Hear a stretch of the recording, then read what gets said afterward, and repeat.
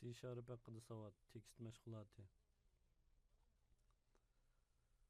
Bu yerdagi tekst yana stringni ko'rsatadi, yana biz burun o'rganib o'tgan ma'lumot tipi string. Hamda bu string bir ma'lumot tipi bo'lishi bilan birga alohida bir obyekt.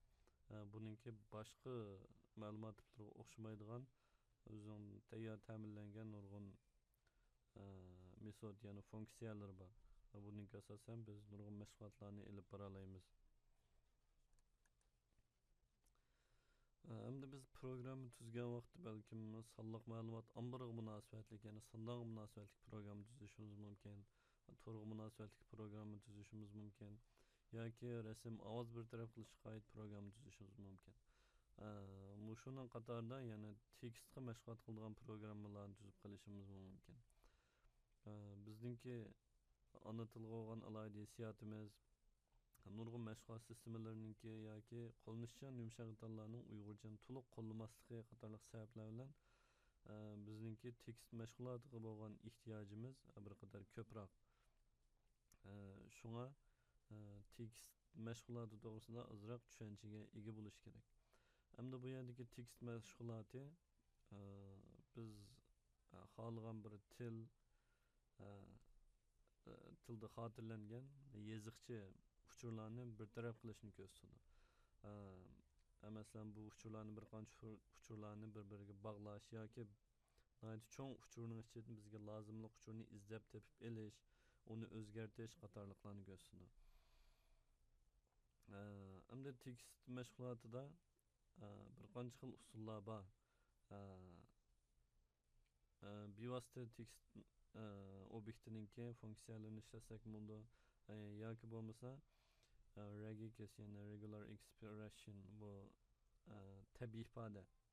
Hangi uchunda jinsi biyavdashi deb qo'ydi. Mushning orqali mashg'ulot qiladigan ishlar bor. Hamda eng asosiy yani shu programma tilininki asli grammatikasidan asli ta'minlangan obyektlardan foydalanib mashg'ulot qilish. Hamda biz bu darsimizda stringga nisbatan stringning ichidan mazmun izlab tepish, almashtirish, mazmun qaytarish deganga o'xshash odatdagi savodlarni ko'rib o'tamiz.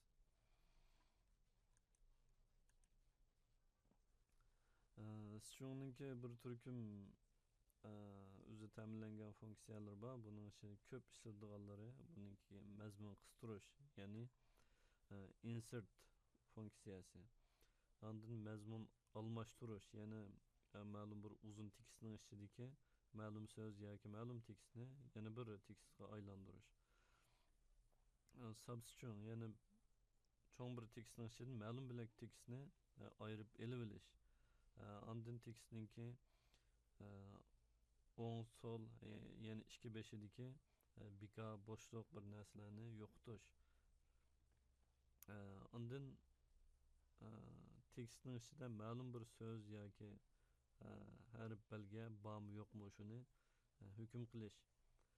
Bu tekstning uzunligi biz buni ko'p joylarda ishlatamiz. Masalan, davriylik yoki izlab topilgan ma'lum tekstning qanchinchi o'rinda ekanligi, qayerdan boshlab qanchalik tekst olsak bo'lganligi deganlarda bu tekstningki umumiy uzunligiga ehtiyoj qilamiz. Ya'ni bu lingiz degan xoslik orqali qilamiz. Ondan bir tekstningki ma'lum harfdan boshlangan, ma'lum harf yoki so'zdan boshlangan yoki oxirlashganligini bilish, ya'ni hukm qilish. Tekstning ichidan ma'lum so'z yoki harflarni chiqarib o'tish. Ondan tekstni belgilangan bir alohida belgi yoki so'z harflar orqali parchalash. Mush mashg'ulotlar bir qadar ko'p ishlatiladi.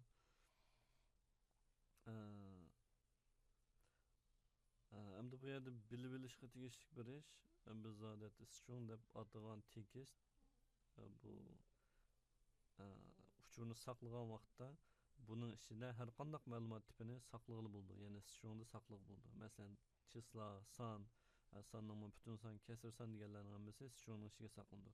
Bu stringning ichiga saqlangan vaqtda bu butunlay tekst buningki asli ma'lumot tipi bilan bo'lgan munosabat butunlay uziladi. Shunga string kelgan vaqtida biz buningki mazmunga qarablam bu sonkan yoki chislokan deb bilib olsak bo'lmaydi. Chuqur buningki ma'lumot tipiga qarab turib, buningki qaysi turkumdagi ma'lumot ekanligini, tekstmi emasmi shuniki hukm qilsak bo'ldi. Ondan ifodalagan vaqtda biz burunmi deb o'tgan chuqum qo'shbashning ishiga ilinadi. Biz bu funksiyani amaliy misol orqali ko'rib o'taylik. Visual Studio'da yangidan bir projekt quraylik. Projektning ismi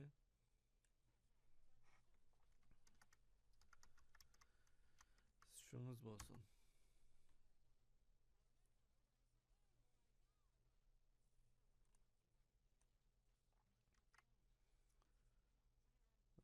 Biz bir knopka qo'shib olib, shu knopkani bosganda shunga qarata mashg'ulot olib boraylik.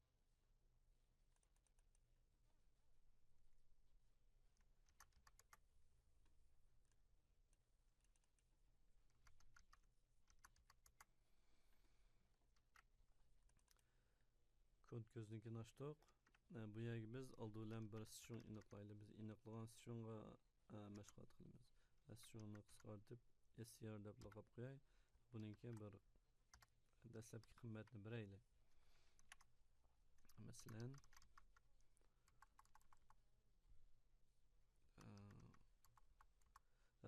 buningki biz Uyg'urcha qimmat bersak bo'ldi. C# Uyg'urchani, ya'ni Unicode tekstlarni nihoyat yaxshi qo'llaydi. Hamda biz o'rganish jarayonida qulay bo'lish uchun buningkiga latincha harflarni yozaylik. Buning sababi biz bu stringdagi har bir harflarning indeksiga ehtiyoj qilamiz. Bizning yozig'imiz o'ngdan so'lga yoziladi, indiki so'ldan o'ngga mangadi. Bu yerda sanagan vaqtida sal avarchilik kelib chiqadi. Shunga bu o'rganish jarayonida inglizcha yozib qo'yaylik. Uyg'ur Software Developer Network. Bir stringni aniqlab oldik. Buning ichida 4 dona so'z bor. Buning ichida ma'lum sondagi harflar bor. Hozir buni birdan-bir sanamasak uqmaymiz. Lekin biz buni stringninki o'zininki funksiyasi orqali buni qancha harf borligini oson o'qib olamiz. Masalan, init in lingiz xohlagan bir ismni qo'ydim. Buningki biz bu stringninki harf sonini beraylik. Lingiz. Yani bunun harf soni butun son tiplaq, buning qiymatini bu o'zgaruvchi miqdorga berdik. Hamda biz buni bir message box'da ko'rsataylik. Message box show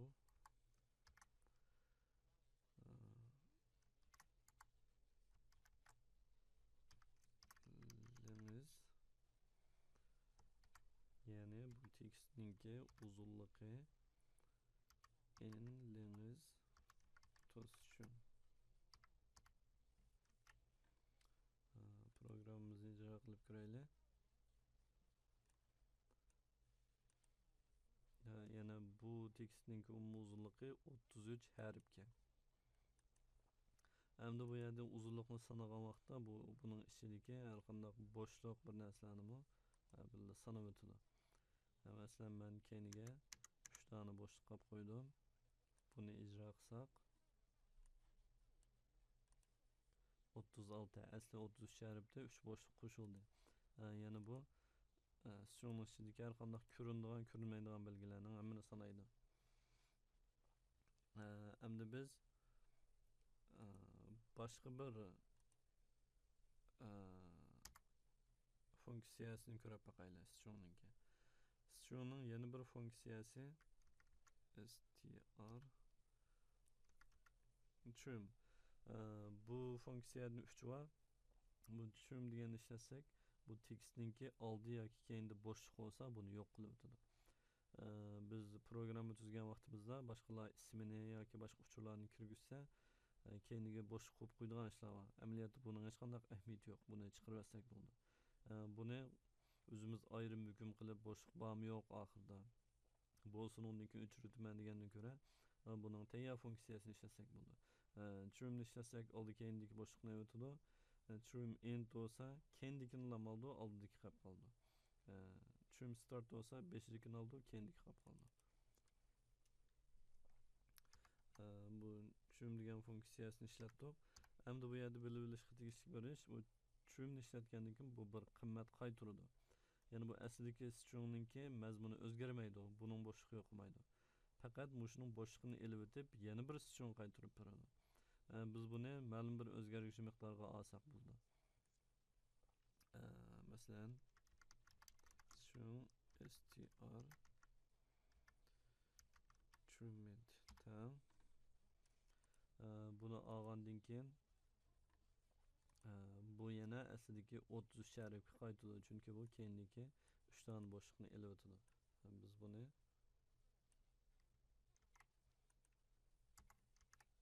ijro qilib qayta ko'rsak bo'ldi. Masalan, bu stringninki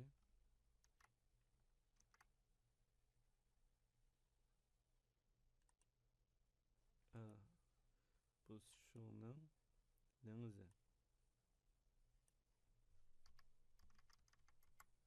dengiz tuz string.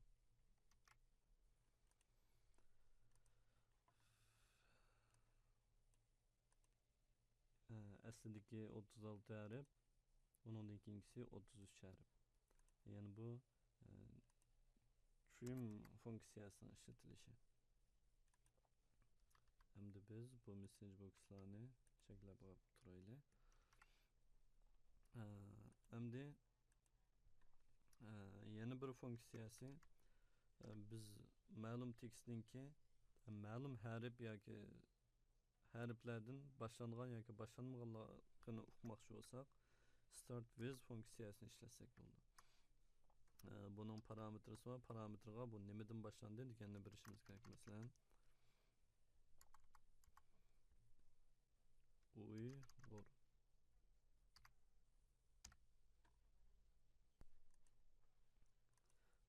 Bu yerda bu start with degan funksiya bir dona boolean tipli qimmat qaytardi biz. Buning asosan bu Uyg'ur degan so'zdan boshlanmadimi yoki boshlandimi buniki hukm qila olamiz. Masalan, bu yerga if deb yozsak,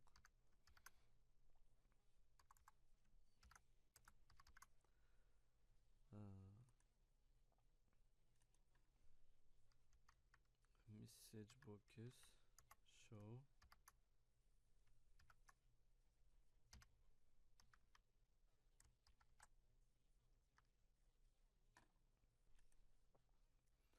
navada Uyg'urdan boshlangan bo'lsa, bu yerda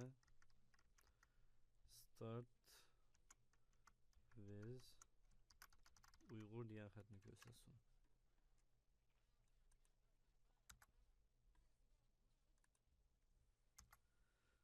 Bu yerda men shartning ichiga buni bevosita yozib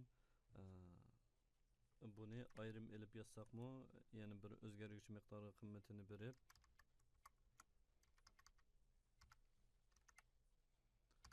undan keyin bu qimmatni bu yerga bersakmi o'xshash.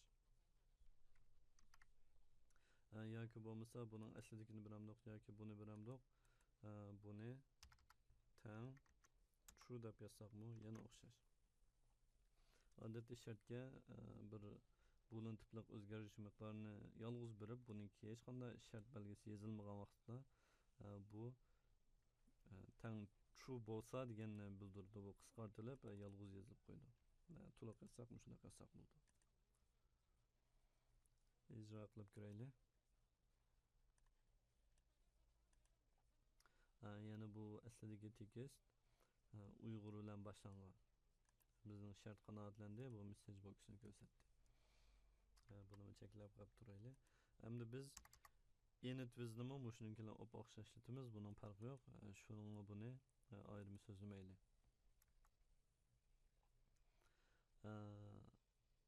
Endi biz yana bir ko'p ishlatiladigan funksiya, ma'lum tekst yoki harfninki mushu tekstning ichida qanchinchi o'rinda ekanligini biladigan bir funksiya bor.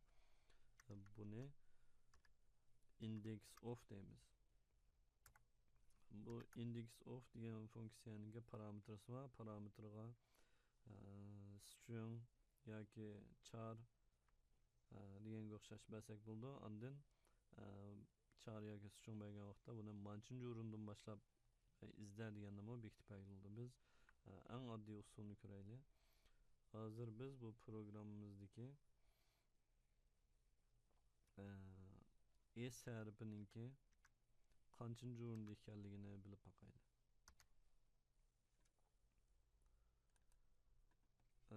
Bu funksiya butun son tipliq bir qimmat qaytardi. Qaytargan qimmat mushu harfninki mushu tekstning ichida qanchinchi o'rinda ekanligini bildiradi. Biz buni bir integer qilib olaylik. Int index tang str chekit index of s, ya'ni s ninki indeksi. Hamda biz buni yana message box'da ko'rsataylik. Show index in index position. Programını icra qilib ko'raylik.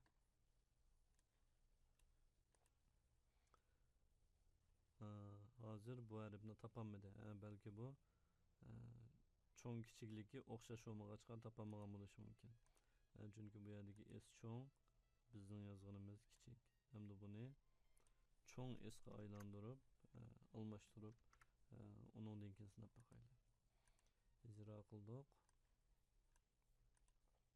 Hamda qaytargan qimmati 7. Bu 7-chi indeks ekan. Yani biz bunu ko'rib boqaylik. Odatda indeks 0 dan boshlanadi, sanab boqaylik. 0, 1, 2, 3, 4, 5, 6, 7. Yani 7-ci indeksdeki harf S harfi. Biz bu yerden bu S harfininki o'rnini topib oldik. Biz mush o'rnini topib olib, nurg'un mashg'ulotlarni qila olamiz. Masalan, yana bir mashg'ulot qilaylik. Substring, ya'ni ma'lum tekstni oladigan funksiya. str substring. Bununkida ko'pincha holda ikki dona parametr beramiz. Ya'ni qaysi o'rindan boshlab qancha dona harfni oldik. Hamda biz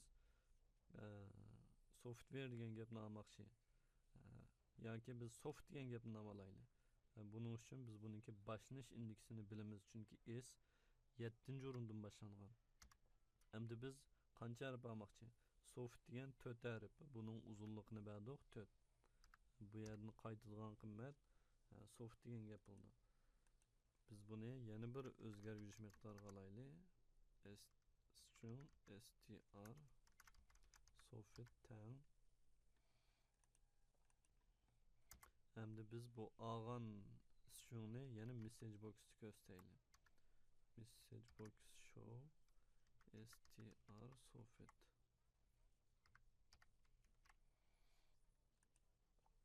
Biz bu s'ning indeksini icra qilmaylik. Programımız icra bo'ldi. Knopkani bosdim. Yani soft degan gapni ayirib oldi. Ya'ni substring funksiyasining ishlatilishi shunday boshlanish indeksi, oxirlash indeksi, uzunligi. Navoda biz buning uzunligini bermay boshlanish indeksini bersak, shu boshlanish indeksidan boshlab tekst oxirlashga bo'lgan barliq qimmatni beradi. Yana bu yerdagi index of degan funksiyaninki ishlatilishchanligi bek yuqori.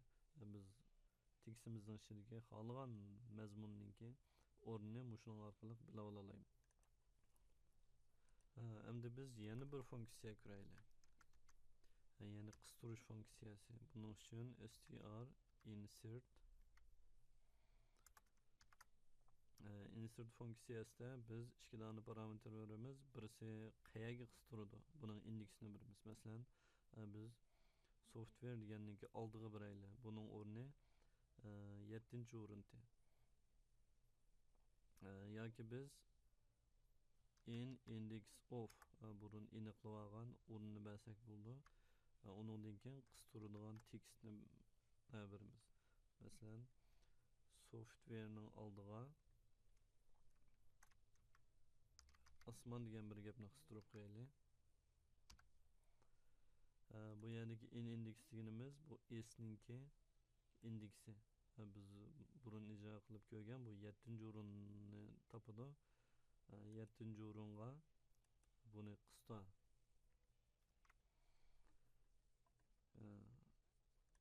Ondan biz buni qistirib bo'lgandan keyin butun tekstni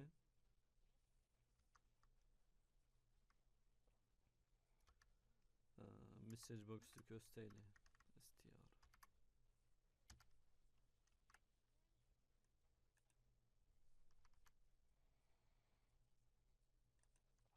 str programmani ijro qildik. Knopkasini bosdik. Bu yerda hech qanday ish yo'q. Bu yerdagi bizning xatoligimiz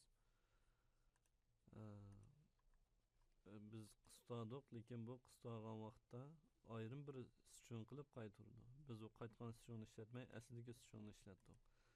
Bunday vaqtda biz yangi bir string aniqlab, buning qiymatini shuniki bersak bo'ladi yoki buni aslidagi stringga qaytarib berib o'taylik. Ya'ni aslidagi tekstni bu qistagandan keyingi tekstga bostirib o'taylik. Ijro qildik. Ya'ni software deganning oldiga osmon degan gap qistirildi.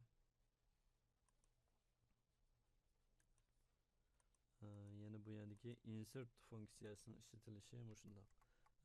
Endi biz remove ya'ni o'chirish funksiyasini ishlataylik. str remove biz oldida qistagan osmon degan tekstni bu yerda o'chirib o'taylik. Buni o'chirish uchun buningki boshlanish indeksi 7. Biz 7-o'rinni qistagan, shunga boshlanish indeksi 7 bo'ldi. Endi buning uzunligi, ya'ni biz qancha harf o'chirib o'tamiz? Osmon degan 5 harf, ya'ni uzunligi 5. Buningdan bir qiymat qaytadi. Biz buni yana aslidagi stringga berib qo'yaylik. str10. Biz bu funksiyani bu yerga yana ko'chirib, hamda ijro qilaylik. Bu birinchi qatim ko'rilgan message box, ya'ni ushbu ramkasida osmon degan gap qistirilgan. Ya'ni qistirish mashg'uloti tamomlangandan keyin ko'rsatgan. Hamda ikkinchini remove, ya'ni o'chirish mashg'uloti tamomlangandan keyingisi. Ya'ni remove funksiyasining ishlatilishi shunday qildi. Ya'ni boshlanish indeksini beramiz, uzunligini beramiz. Hamda yana bir ko'p ishlatiladigan funksiya almashtirish, ya'ni replace. Replace funksiyasiningki ikki xil parametri bor. Birisiga char beramiz, yana bir tanlam harf almashtiramiz. Ikkinchi xil usulda qolgan mazmundagi string, ya'ni so'z yoki ko'p tekst, ko'p harfni almashtiramiz. Buningki birinchi parametri aslidagi, ya'ni almashtirilishdan ilgirki teksti. Ya'ni nimani nimaga almashtiramiz? Nimani? Masalan, software degan gapni biz hardware deganga o'zgartaylik.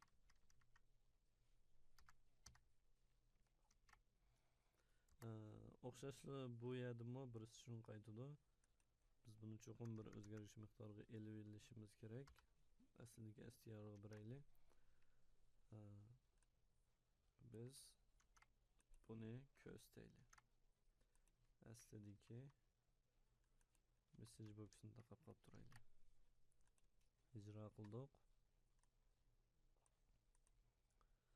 Yana bu yerda asli software degan gap bordi, bu yerda hardware o'zgardi.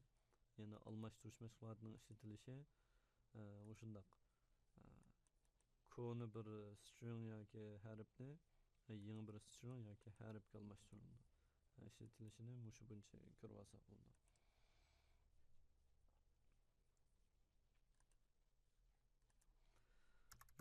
biz tekstninki ma'lum harfdan boshlangan yoki oxirlashganligini hukm qilish uchun e, start with end with degan funksiyani ishlatdik. Endi ma'lum so'z yoki harf bizning tekstimizning ichida bor yo'qligiga hukm qilmoqchi bo'lsak, buniki ayrim bir funksiya bor. U o'simi contains, ya'ni o'z ichiga olamdir. Bu yerga biz izlemoqchi bo'lgan tekstni yozsak bo'ldi. Ya'ni biz dev degan gapni yozib qo'yaylik. Buningdan qaytaradigan qimmat boolean tipli qimmat qaytaradi.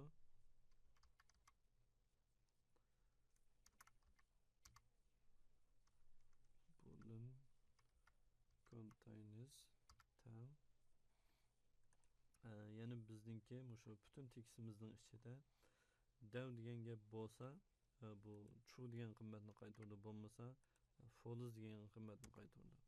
Biz buni yana shart bilan ko'rsataylik. Boolean contains true bo'lganda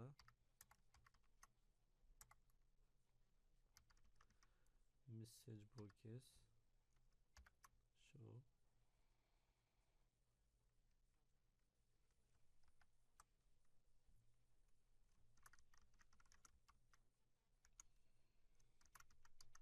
Yani dev bu yerda degan uchun chiqasin.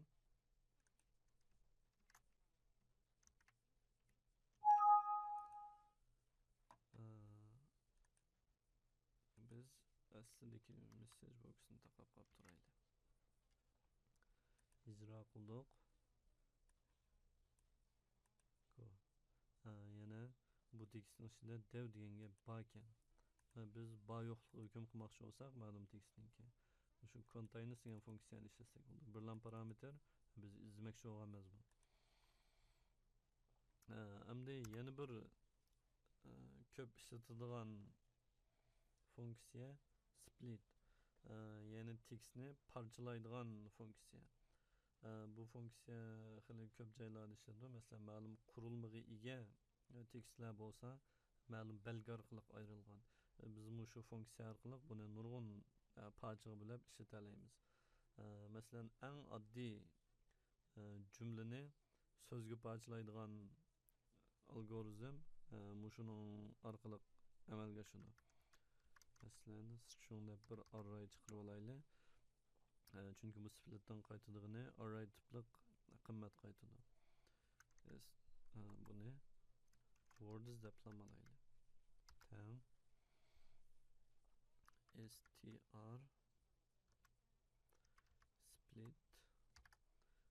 buningkiga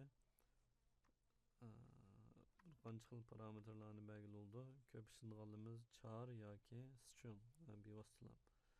Masalan, buni bo'shliq orqali ayiraylik.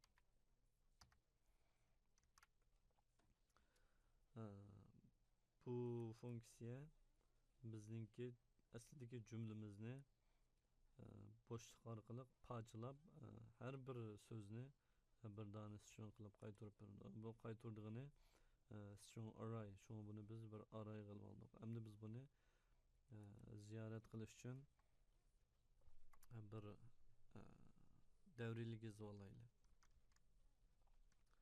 For each, biz for each davriylikni burun o'rganib o'tgan. String str w, ya'ni wordning qisqartmasi olsun, in words yoki bo'lmasa word in words olsun. So'zlarning ichidagi so'z. Endi buni message box'ga ko'rsataylik. Show word.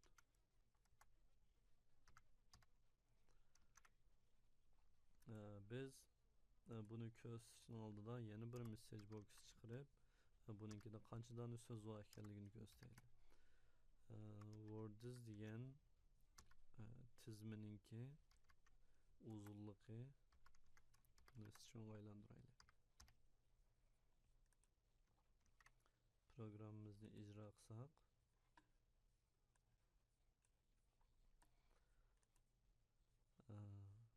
oldidagi funksiya ya'ni containers ijro bo'ldi.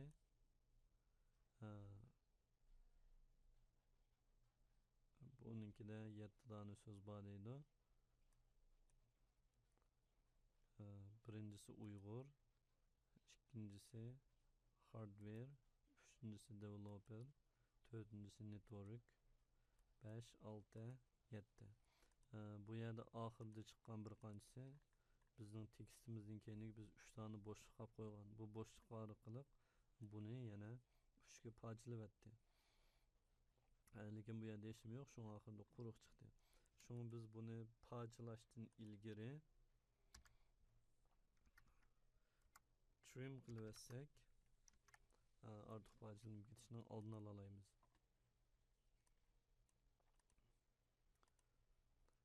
Yana 4 tane harf bor, 4 tane so'z bor.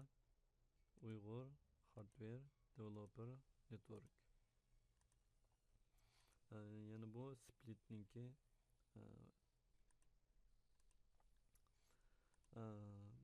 biz o'rganib o'tmoqchi bo'lgan ko'p ishlaydigan funksiyalar tugadi. Biz endi yana bilib oladigan bir ish stringni ziyorat qilish, ya'ni tekstni ziyorat qilish. Biz bu yerda bir davriylik orqali string arrayni ziyorat qildik. Endi biz ma'lum stringning ichidagi har bir harflarni ziyorat qilmoqchi bo'lsak, uning bir qancha usullari bor.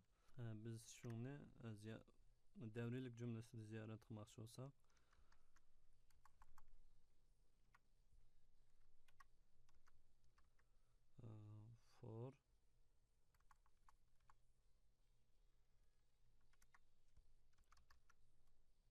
for each char in char chr in str.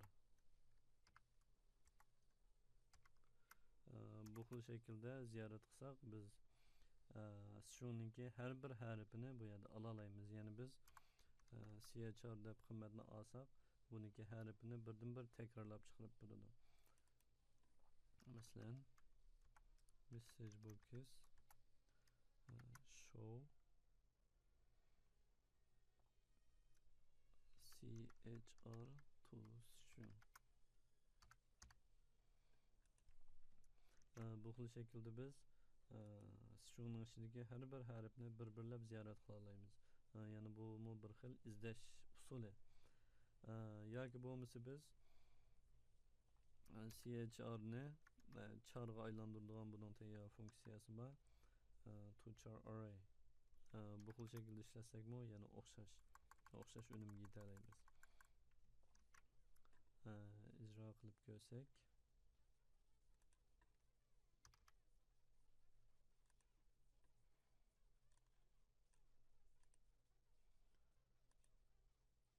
yana bu harflarni bir-birlab ziyorat qilyotidi. Ya'ni indeks bo'yicha. Yana bu stringni ziyorat qilishning bir xil usuli. String mashg'ulotiga munosabatli, ya'ni stringning funksiyalarini ishlatishga munosabatli mazmunlar. Bu shuning bilan tugadi. Endi string munosabatli yana bir bilib oladigan ish tip almashtirish. Ya'ni biz bu yerda stringni mashg'ulot qildik. Navoda stringni boshqa tipga aylantirmoqchi bo'lsak qanday qilamiz? Buning uchun bilib olishga tegishli narsa, string har qanday tipni o'z ichiga oladi. Lekin har qanday tip stringni o'z ichiga olishi notayin. Shunga tipni biz selishtirib, bu aylantirishga bo'lamdi, bo'lmamdi, uningdan keyin aylantirsak bo'ladi. Masalan, bu stringda buning qiymati 1 dan 5gacha bo'lgan son. Biz buni integerga aylantirsak aylandi. Bunikida masala yo'q. Aylantirish usuli, ya'ni integer tipininki o'zininki parse deb metodi bor. Shuning orqali aylantiramiz. Navoda biz buniki xohlagan bir harf boshqa belgini qetibla qo'ysak, bu integer tipga aylanmaydi. Masalan, buniki kasrchi qilib qo'ysak, yana aylanmaydi. agar kasr sonlar bo'lib qolsa buni cho'qim decimal float deganga o'xshash kasr sonni o'z ichiga oladigan tipga aylantirish kerak. Anda masalan chisla. Chislani aylantirmoqchi bo'lganda cho'qim chisla o'zi tunuydigan formatda bo'lishi kerak. Ya'ni chisla tipi tunuydigan formatda. Masalan bu tipni qabul qilmaslik mumkin. Chunki 20014-yili bu to'g'ri emas. Endi buni ayirib yozgan vaqtida bir qancha xil usullar bor. Siziq bilan ayirib yozadigan oy kunlarni, yana siziq bilan ayirib yozadigan andan buningki tartibi deganga o'xshash. Mushular to'g'ri bo'lgan vaqtida andan bu data time tipiga aylanadi. Bo'lmasa buninkidan programmadan xatolik chiqadi. Tip aylanadigan chog'da mushunga diqqat qilish kerak. Biz eng oxirida bir sonni aylantirib ko'rib boqaylik.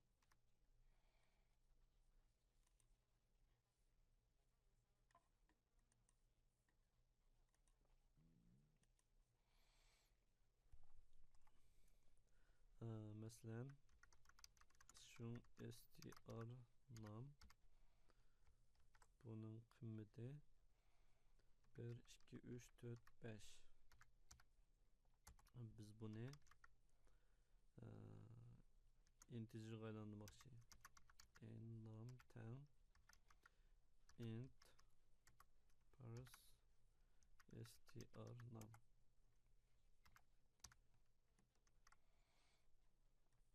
Bu aylangandan keyingi qiymatni biz message box'ga ko'rsataylik.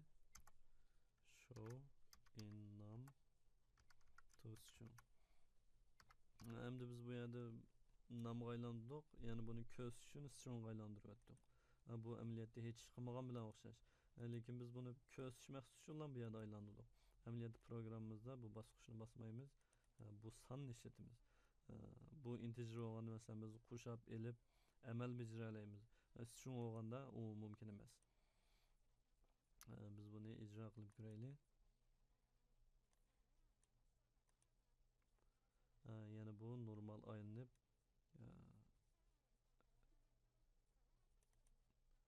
chiqdi. Yani bu oldingi message box'dagi gap, keyingisi 1dan 5gacha.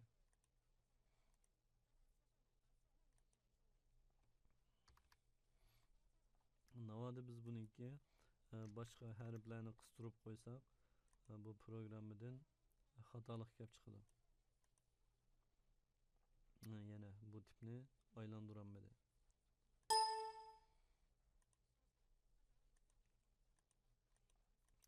Buningga alohida diqqat qilish kerak. Bo'lmasa bizningki programmamiz taqilib ketadi oddiy bir mashg'ulot sababidan.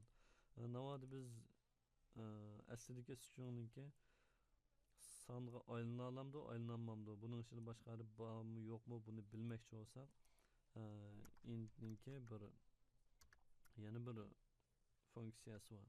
Try parse. Bu funksiyasini ishlatsak, biz buningki aylanoladigan yoki aylanmaydiganligini bilalaymiz. Programmamizda xatolik chiqmaydi. Buni ishlatish uchun buningki aylantiradigan tekstni birimiz str nam uningdan keyin buningki qaytaradigan qiymati biz o't ochiq so'zni burun ishlatgan, burun bir aniqlab olgan o'zgaruvchi miqdorga buni aylantira olsa, aylantirib qiymatini shuningga qaytarib beradi.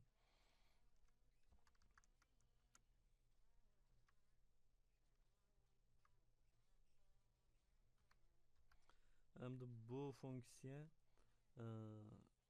funksiyadan yana bir boolean qaytadi. Buningga asosan biz bu normal aylandimi, aylanmadi uni xohlaymiz. Masalan int tang 0 buning dastlabki qiymati bu yerda berilgan. Bundan biz bir shart ishlatsak,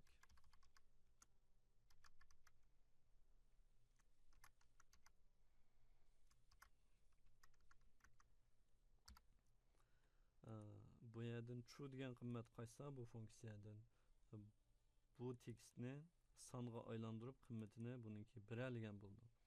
Navoda foiz qaytib qolsa, bu sonni aylantiramidi, bu yerga qimmat qaytmadi. Shunga bu yerdagi qimmat buniki aslidagi qimmat bo'ldi.